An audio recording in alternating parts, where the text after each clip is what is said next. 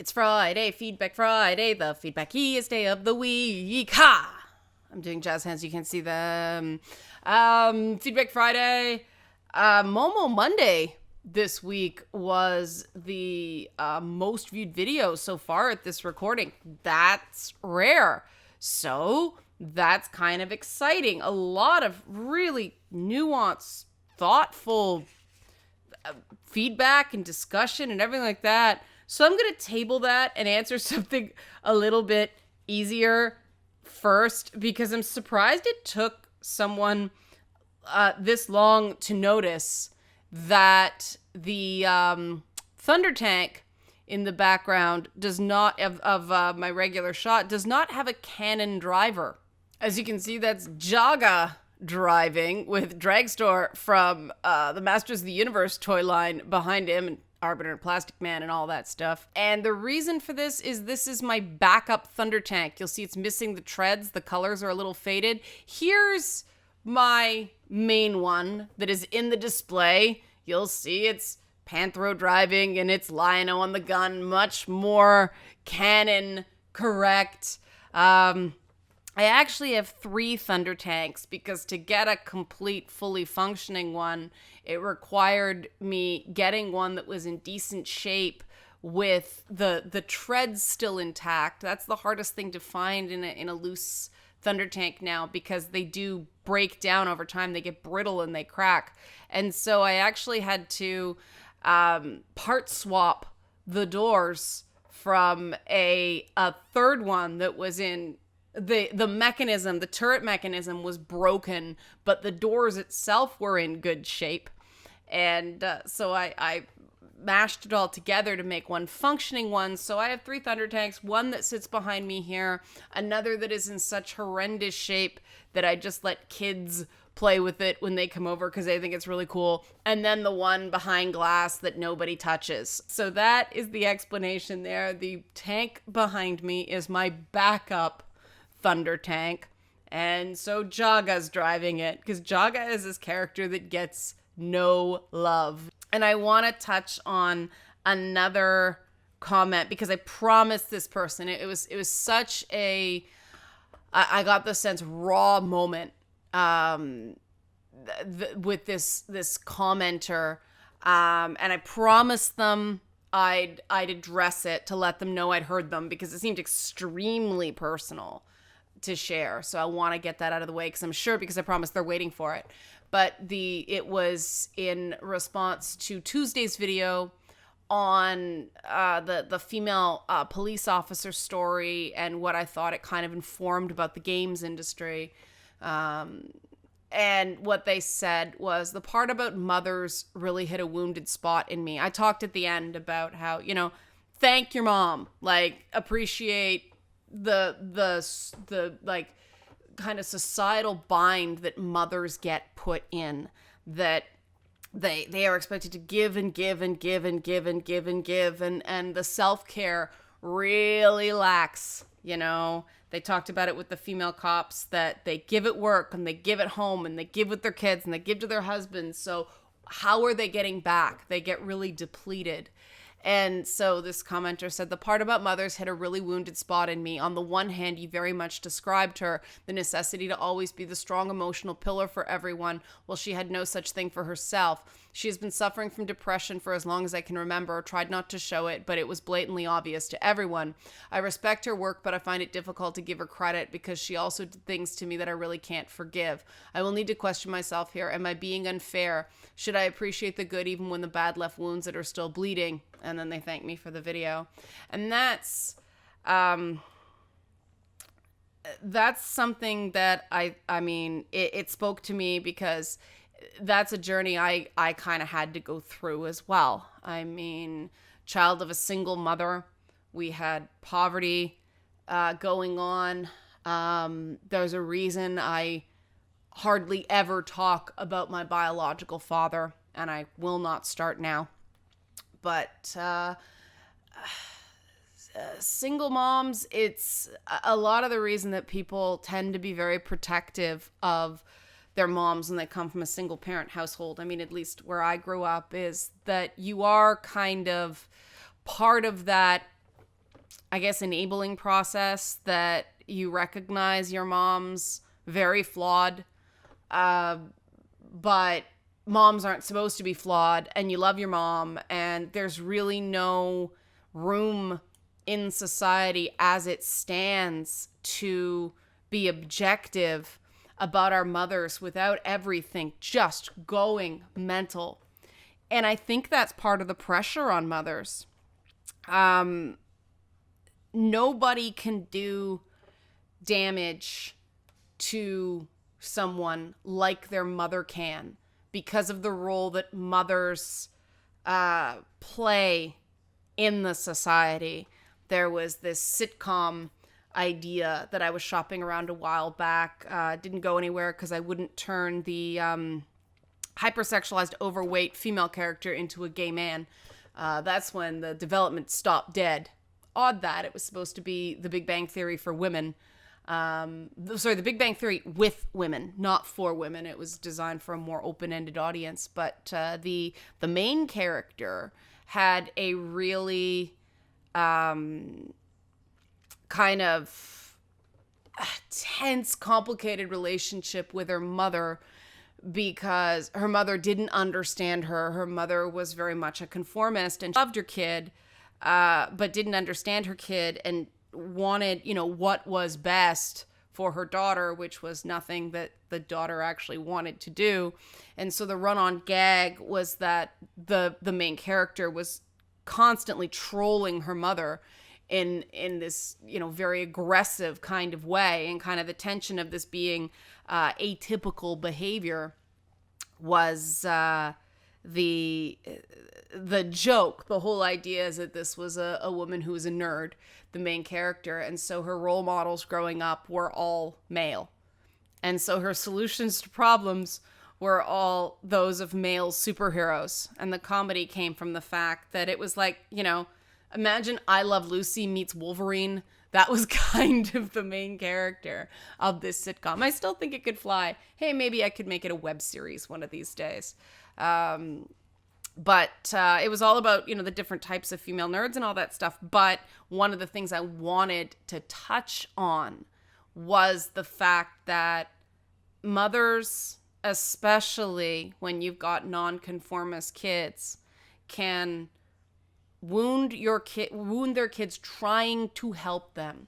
You got to remember, at least my mother was in the Betty Friedan generation. She was part of the feminine mystique, and a lot of women, the whole Mother's Little Helper Valium thing, the whole idea that they were supposed to, clean the house all day, slave over a hot stove when a lot of houses weren't air conditioned, and then have perfect hair and put on a dress and lipstick when dad and the kids got home. And so a lot of mothers did really suffer in silence. They were bored, they were unfulfilled, and more of them than we want to admit took it out on their kids. Because you couldn't take it out on your husband, right? Some of them did too, but, the kids tended to bear the brunt of it, especially when, things started changing very radically in the 70s and 80s, and what it meant to be a mother and all that stuff was changing very fast. So that question, should I appreciate the good even when the bad left wounds that are still bleeding? I think that's not the question that's really being asked. I think the question, and I will answer this question, but that is a very simple, reductive answer. Like, yes, it helps you to appreciate the good in your mother, even though there were wounds left. It's always good to have an objective perspective. What I think this commenter is really asking is it okay that I'm still angry and defensive at my mother for hurting me? And yes, absolutely, that is okay. Anger is a legitimate emotion as long as it doesn't make you do crazy, destructive, self-destructive, things. As long as you own your anger and don't lash out, anger's there for a reason, and hurt is even deeper than that, because I think a lot of the times people get angry to avoid feeling hurt. hurt is hard because I know I have to work very hard to see any positives, credit any of the accomplishments that people have that have done, harm to me in the past. It's very difficult. And it is completely okay to recognize that moms have a tough job and society's, too rough on them. But if you're a victim of abuse, you're a victim of abuse. There is no excusing that. The past was a much less informed, less gentle time regarding mental illness. Sometimes you can't have the discussions with your parents you need to have to close those wounds. What I found helped, and that's the kitten scrambling around. What I found helped was to set realistic expectations in terms of the mother you have, not the mother you're supposed to have or society says your mother should be. And that comes from, here is the person my mother is. Here are her strengths. Here are her weaknesses. All I can expect from her is to be the person that she is. And that really helps the cycle of ongoing disappointment where you give her chance after chance after chance to be the mother you want her to be. And she lets you down because she's not the mother you want her to be any more than, at least in my case, I'm the kid my mother wanted. Parents, a lot of the time, they think they're saying what they want for their kid, but parents have their own wounds and they think that normalcy is the way to be happy. And so too often parents try to cram their kids into, as normal a paradigm as possible. And for people like me, that just doesn't work. I've tried being normal. I can't. I'm terrible at it. And so it doesn't take it away. And disappointments from mothers, disappointments from fathers are some of the deepest wounds you will carry around in your life. And that's why I didn't want to do a glib answer. That's when I wanted to take like 10 minutes right off the top to answer this question. Because especially since you're talking about untreated mental illness, yeah, when people have mental illness, especially when it's not being treated, when it's treated and under control, mentally ill people are just like everybody else with challenges that they're dealing with. But when someone's profoundly mentally ill and there's no treatment, that, just like addiction, that demolishes a whole family. And the fact that this commenter can admit to themselves that, this relationship is not super rosy is the first step to not letting it hurt so much. Just being able to admit it is the first step to it not hurting so much. Because these people who hide it, who give lip service, that's denial, And if you have a great relationship with your parents, that's awesome.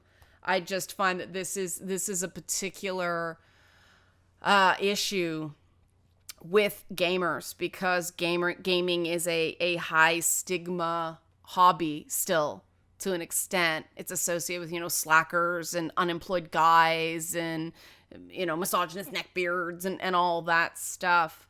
If you're a guy, you're some kind of failure at manhood. And if you're a woman, you're just weird and either looking for male attention or, weren't hugged enough as a child or something like that. There's no winning. And so there's a lot of strife that happens to families because you happen to love games. I know, my mother gave me less of a hard time than other parents did, that's for sure. But I'm sure she took some crap for it. I think she'd probably have taken even more crap now. And as much as there are things that I'm still working through, that part, she encouraged my gaming more than I think a lot of parents at the time did. She had some people at work that she looked up to because they were scientists, and they found out, that she had a kid that liked video games, and so they, gave her shareware copies of King's Quest and Archon and Battle Chess and the Ancient Art of War, things like that. So I got lucky in that regard. A lot of people don't.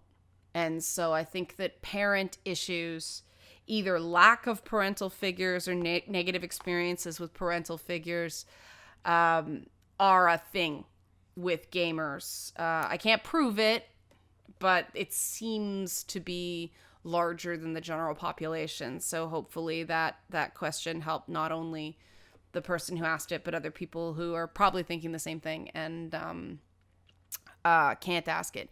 It is a process to come to terms with parents that have let you down. And a lot of it has to do with the sense of worthlessness that instills in a kid. And that is a hard thing to work through. And I mean, we can do more stuff. I can talk more about this in future videos. I'm going to leave it here because I've been going on a while. But yeah, I just wanted to give attention to that because that took guts to say that in YouTube comment sections, right? Like, this is why I want to keep the YouTube comments decent so people can reach out, stuff like that. And, other people mentioned that their moms try to use the mom stereotype to assert invasive control over their lives. And yeah, that's all part of it. I mean, it always comes out in my head as, because I'm the mother. That's how it always is in my way. Because I'm the mother. I'm your mother. Listen to your mother. Call your mother. Why? Because your mother is an inherently passive role, and they're not allowed to ask for things because that's selfish, and so they nag.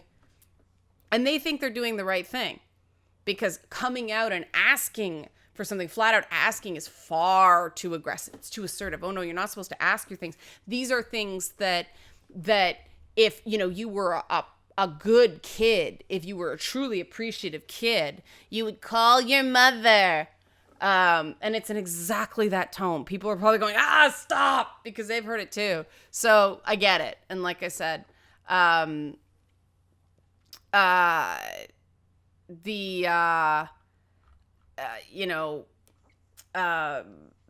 move on. But yeah, if you're interested in hearing more about this, we can do more about this. It's just a tender subject, and I wanted to give it fair time.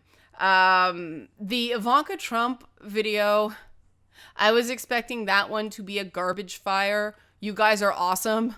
It was a very civil, so far, a very civil discussion. It will probably end up outviewing the other one in the long term just because of the name and the searchability, but people thought about it and people, focused on the hypocrisy and things like that instead of focusing on how they may or may not feel about Ivanka Trump as a person, and that makes me super happy.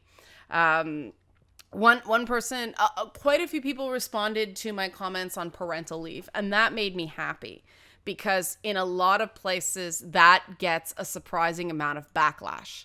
Now, one person said they get it because, it's that whole icky men touching my feminism phenomenon, and I may not have left enough time for this, but that is a fight going back to I'm blanking. I think it was the 19th Amendment fight, the ERA, the Equal Rights Act, where some feminists did not want the ERA passing because they would lose all the unique workplace benefits relating to maternity that they had fought for decades for.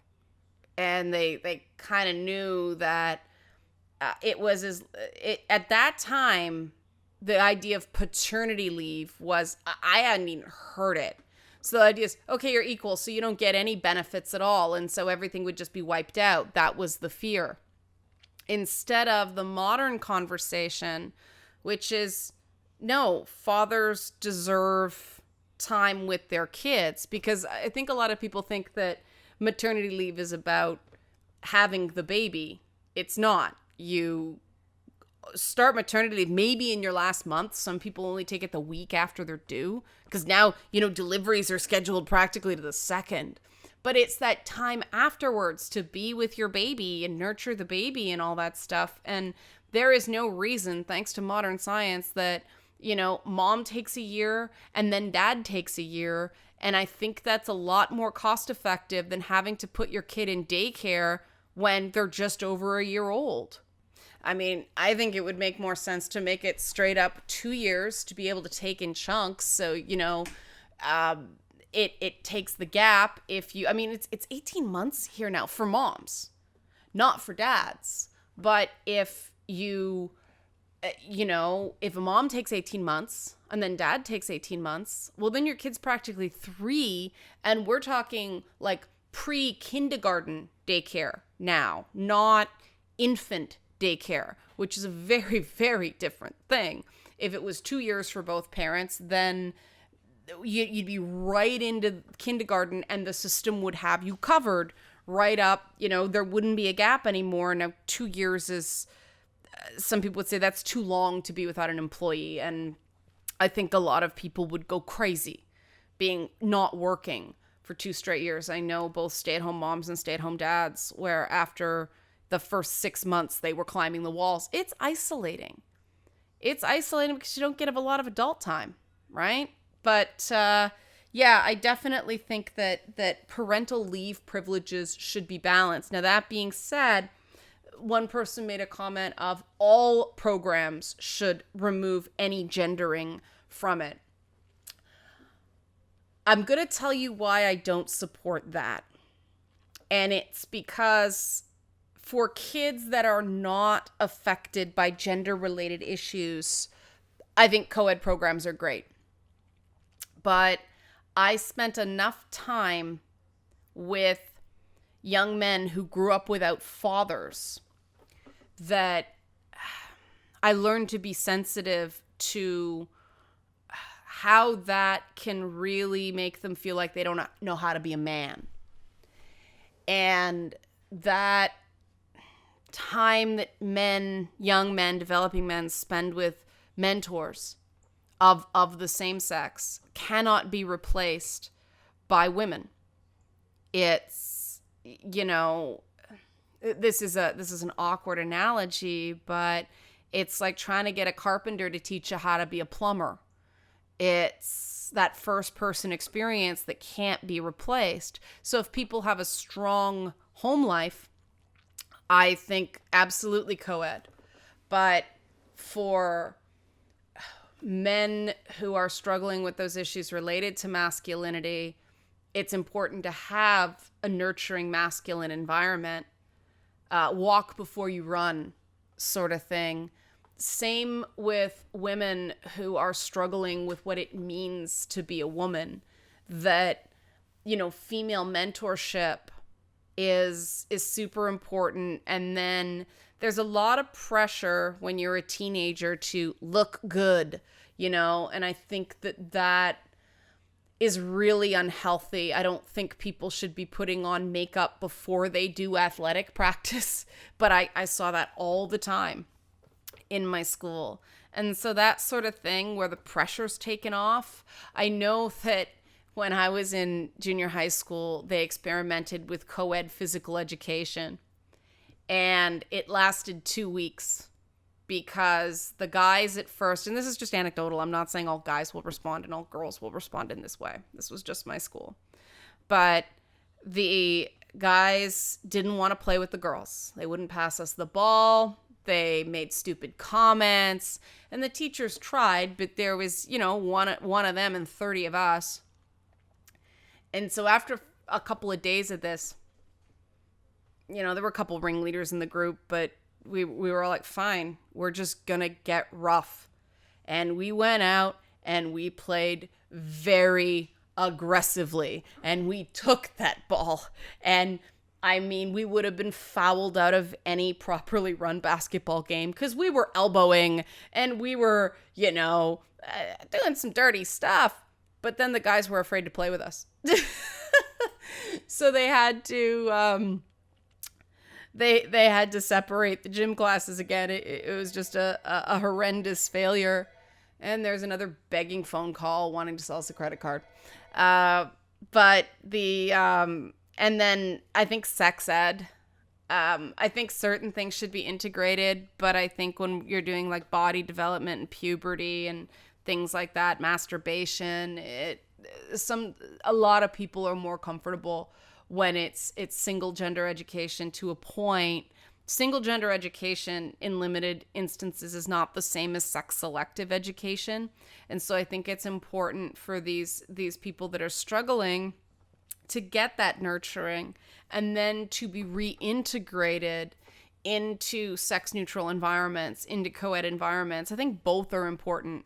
And I say this as somebody who despises girls' nights because I don't like the negativity associated with them. When I hear girls' night, I think sweet, cheap wine, disgusting martinis, drinks with equal amounts of sugar and alcohol, and a bunch of women sitting around bitching about their partners. And I don't go in for that. I want my good dry wine, first of all. I want decent vodka in my martini. And I don't want to bitch.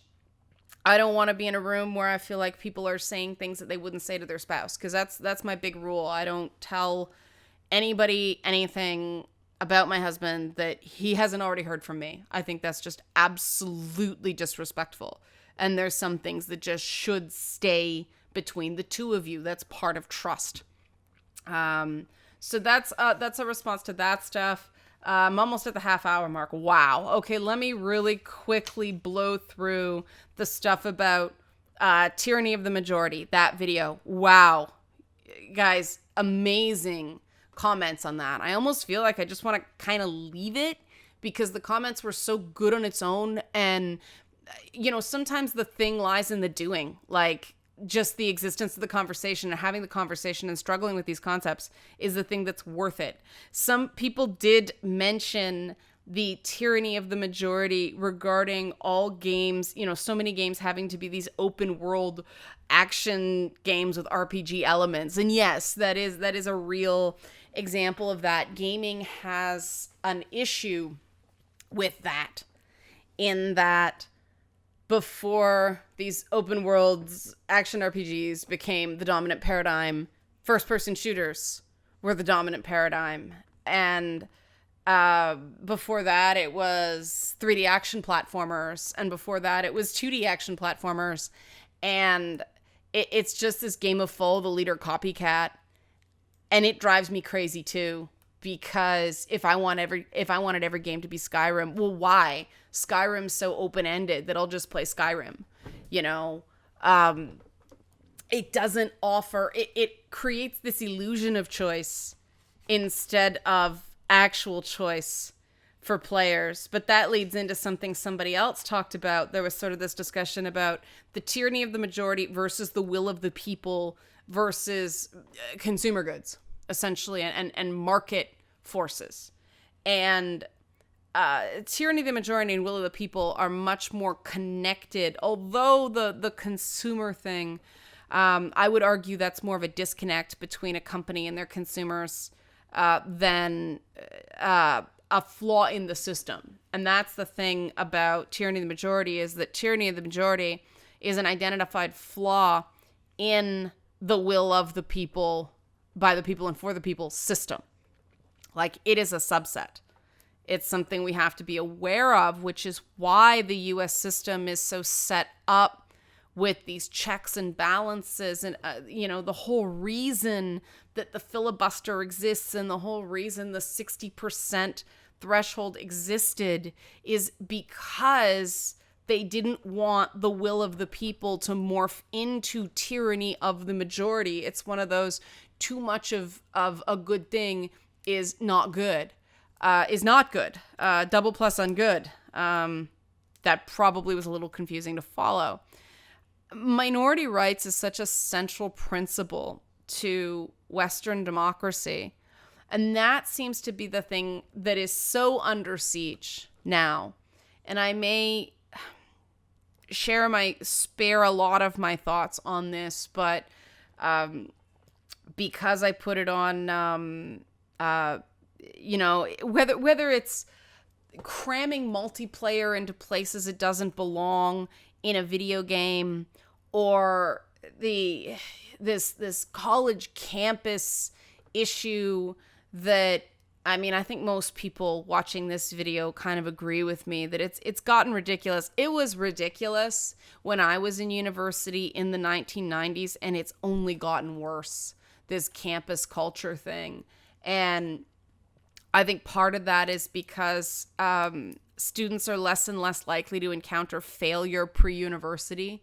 So university becomes this traumatic event instead of development of skills, and they regress into these pockets, these safe spaces with coloring books and all that stuff. And it's funny because I used to find coloring fun. Now I'm kind of like about it because it's associated with that stuff. I don't want to infantilize. I mean, that's what my butthead video games are for, right? That's what games like Doom are for, or Saints Row, games that I can just be stupid, but the game is letting me know, look, this is stupid for smart people. Like, we're being stupid. We are not, by definition stupid. We just know how to have fun. And that, somebody asked me to name some as I said, sane feminist initiatives. And I think that's a marker of it, that if an initiative knows how to have fun, it's probably not extremist.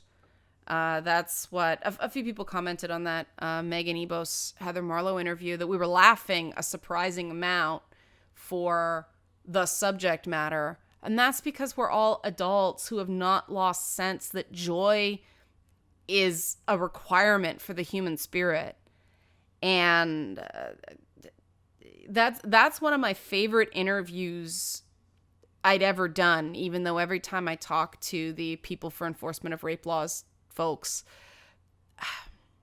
it shakes me out of my comfortable bubble that this is their day-to-day life, that they have to fight for this long to fully matter to the criminal justice system. It just angers me and upsets me so much. But I refuse to look away because of the fact that if only the affected people ever care about an issue, then we do get tyranny of the majority. When there could be very simple solutions to allow people who have gotten the shit end of the stick through no fault of their own to participate in certain things. And that's really important to me because of the way I grew up, because it was so multicultural and so multi-faith and so many immigrants. And I mean, at my school, I even saw the mix of, black people who had come up from America and black people who had come from the islands, the Caribbean islands, and then black people who had come from Africa directly, because we had a wave of Somali immigrants at around that time. There were some kids from Kenya, places like that. And so the kids from Kenya and especially Somalia, they were predominantly Muslim. But they were, more African Muslim, not Arab Muslim. And that matters historically a lot. So, you had potential clashes with the Arab Muslim kids because we had, refugees from Afghanistan when the Soviets were trying to dominate that country instead of the Americans, and so we had that, and then we had the it just dominoes. So you've got the Jewish kids who, there were a lot of Russian Jews who were coming over because of the threat of a pogrom in the 1990s, the early 1990s, and they had been through some serious stuff even getting here. And we all had to find a way to see each other as people and get past some pretty deep tribal differences. Because people tend to see cultures as monoliths, but they really aren't. I mean, just being able to observe the conversations between a Muslim Somali black person, a somebody who had been through the British school system in Jamaica and spoke with such impeccable English that they sounded British, and the bougies from and heaven forbid there be Bayesians or these words may all be horribly offensive now to people, but that's what they were called back then. The Trinis and the bougies and the Bayesians and the there was class. There was a real class hierarchy in the Afro-Caribbean diaspora at the time. And then you get the kids. I remember this one guy from Southside Chicago who came up because even back then parents wanted the hell out. Completely different stories, completely different cultural experiences. And I was fortunate enough to be in an environment where I got to watch this all happen. And I became aware of it, and I saw it as human beings talking, like people I knew as individuals and cared about as individuals, who I saw as peers, having these debates. 15 to 18-year-olds were having more civil dialogues in this. You're not supposed to call them ghetto schools anymore, but we called it the ghetto back then. Now it's the hood. You're not supposed to say ghetto anymore. But, we were able to have more civil conversations back then than people on the internet who have far more going for them than these kids did. And I'll go back to that thing I said about being able to recognize the good, making the bad easier to handle. There was a lot of talk of blessings back then. And it was so funny because I realized that, well, here's, 5 different people from 4 different religions, but it's all bless, And it didn't matter what God you thought was blessing. It was bless. We understood that concept. That no matter how difficult or complicated or messy things got, it was just bless. We have food today. We have shelter today. We have our parents today. We have our siblings today. But it was always the thing of tomorrow, maybe not so much. Somebody would fall off the wagon again, or someone would get re-addicted, or someone would get killed. It wasn't like Chirac by any stretch, or Baltimore now with the murder rate, but it did happen. There were stabbings, there were suicides. Sometimes people just up and ditched. And you either learn to appreciate what you have so you can confront what you don't have and not go crazy, or go crazy, or just give up and lose it all and become another statistics. And when you grow up in those environments, you are acutely aware of the potential. You're aware on the statistics of you becoming a statistic. And, I think back, and I know I'm going long, but there's a reason. I think back to my experiences with gaming in the 1990s. And my experiences of gaming in the 1990s was talking to people of all genders and colors and religions and backgrounds, about Mortal Kombat. Because there was a coin-op machine in the variety store at Yorkgate Mall. And there was a junkie-busted pool hall across the street from my high school that also had some video games. And all you needed to partake in that experience was, I think it was up to 50 cents at that point. Now games cost like $2 at the movie theater. But even then, the barrier to entry was very low. and if you didn't have it that day, you could still watch someone play. You could still engage. With the home console market, we have not been able to replicate that experience the same way. And this is why I'm so bullish on AA games, on demo levels, because that's what made Doom so dominant, right? The demo level that you could play for free. And I know I never played the original Doom beyond the demo level. But I played that original, and it became this brand, this cultural touch point, because people had access to it.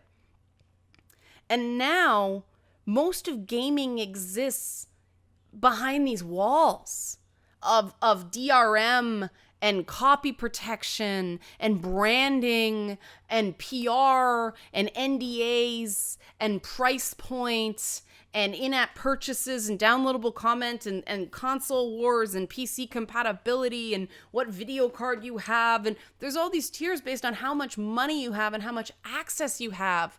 And we wouldn't, in the 90s, have been able to access that. Now, I think about the fact that console games were actually more expensive, indexed to inflation back then.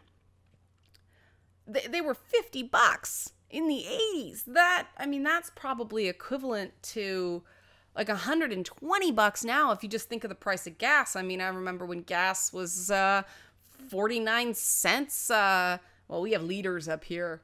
I guess that's about $1.20 a gallon. I don't know. I have trouble understanding that one. All I know is it's like $4 in the US. It's like $1.10 up here.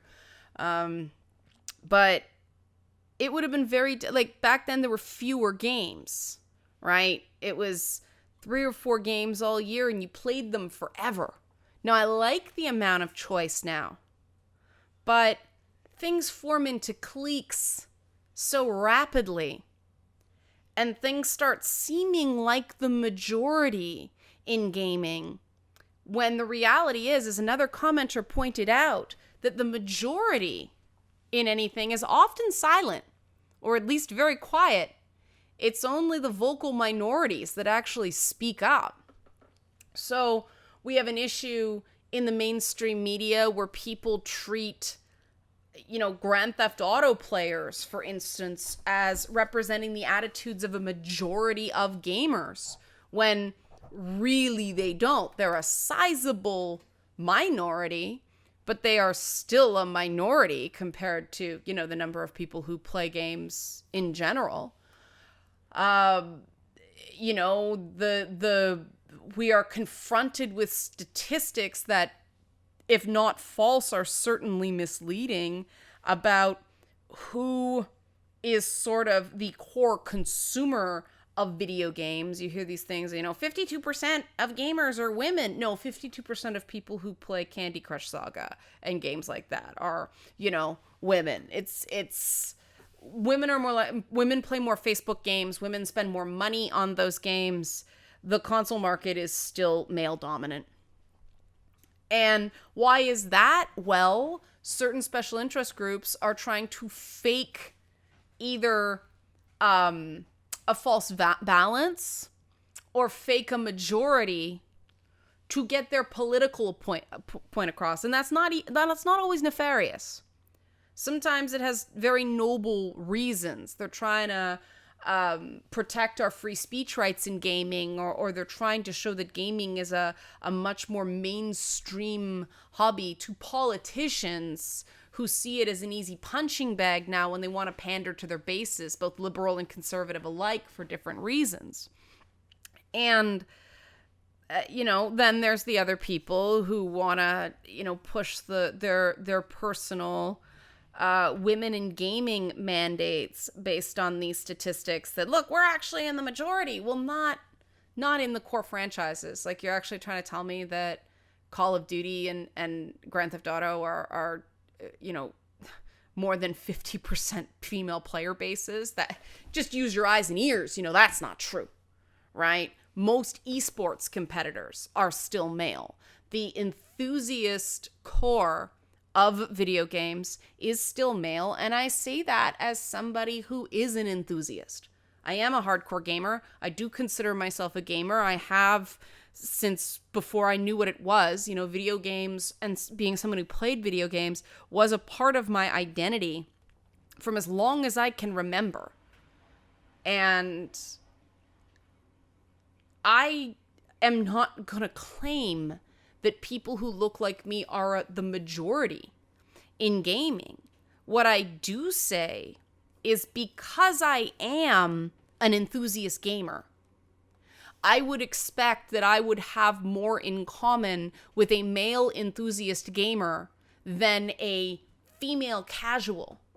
We start making these things like gender and race override experience and preference. And because of how I grew up watching black people talk, oh man, wouldn't that be a show? Ugh.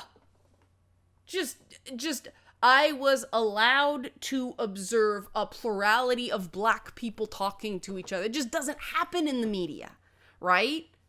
Outside of black controlled media. And this is the issue with media. It creates these false perceptions of things because it's tokenism. And that's why I started doing things like dialogue options. That's why I do Feedback Friday. That's why I make sure, as difficult as the criticisms can be sometimes, I make sure the channels are still open to you guys. And I admit that's part of the reason that some of the criticisms hurt when people start calling me fake or when people start accusing me of having an agenda, because I've seen the people who actually do care about things other than just gaming getting the dignity and gamers getting the dignity that it deserves. And yeah, that's an agenda, I guess. But it's not, the evil anti-gamer agenda that people assume of me because I have that feminist label. And that's part of the reason I keep the feminist label, because everything from top to bottom about me, things would probably go easier for me if I changed. I mean, the big, you shall not pass Gandalf moment for me was when a doctor told me that I could get a breast reduction paid by the province, OHIP it was called back then, because it's normally considered an elective procedure, so you have to pay for it. But I could get one based on medical need. And then they started describing the process. And of course, the medical need was back pain. And my boobs are so big it was causing nerve damage. I shit you not.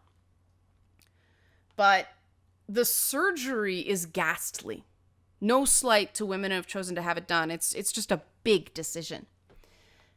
And I explored my options and I discovered that, properly fitting bras are equally effective in reducing that back pain and nerve problems and all that stuff. Wouldn't you figure, right?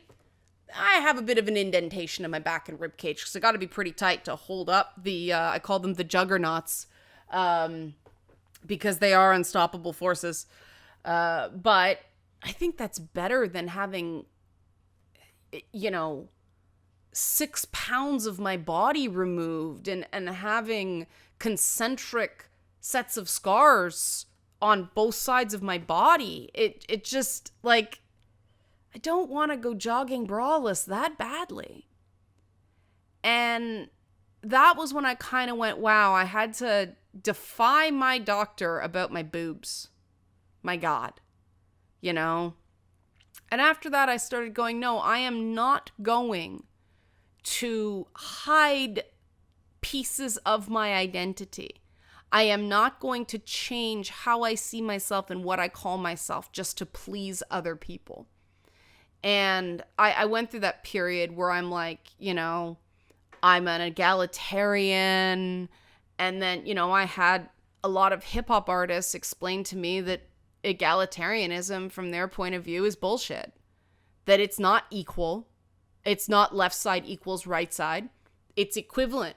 It's really, when we talk about equality, we're actually talking about shifting the balance so we see less quote unquote normal things, less normative things as equally valuable. They are equivalent. They are not equal. They are not the same. A rock concert is not a gangsta rap show. It's not a reggae show. They're equivalent. They're equivalently good. And so I'm like, okay, I'm not going to call myself an egalitarian. Now it feels false. Now it feels like a cop-out. It seems like an easy way of trying not to offend anybody. What am I? I, because of my own experience, care deeply about the... And this is where it starts to become... because, my issue with feminism is that the fact that society values feminine work less than it does traditionally masculine work. And so... feminine women and less masculine men get shuffled off to the side. And I think that's part of the reason I can have discussions with men's rights activists who are willing to talk to me instead of just slamming me without actually having a conversation and finding out what I believe and what I'm actually about. I wish more of them did it. Unfortunately, too often, the first time somebody shows up on my radar is because they're attacking me. And at that point, it's like, well, you're not really worth my time anymore. You're not coming at me in good faith. You seem to have an agenda, and I'm not interested. Because I think there is a lot of crossover based on what I've read. This idea that, the fact that in a society so technologically driven, we have this idea of low status male based on physicality, it's foolish. The same way big boobs good, small boobs better, or whatever the freaking Orwellian, tit version of Animal Farm is this week. It's stupid. These should be equivalent. Big boobs just different than small boobs, no better or worse. Different challenges. So I'm going to leave it there because this is long. Feedback Fridays tend to be because I want to get as much in as I possibly can. But thank you so much for the thoughtful feedback. Thank you for taking that risk, commenters. It means a lot to me. And I just want to shout out to my Patreons. Thank you for the feedback you've provided me this week. People put a lot of time and a lot of thought and a lot of attention into it. And we're very honest and very constructively critical. And that was refreshing.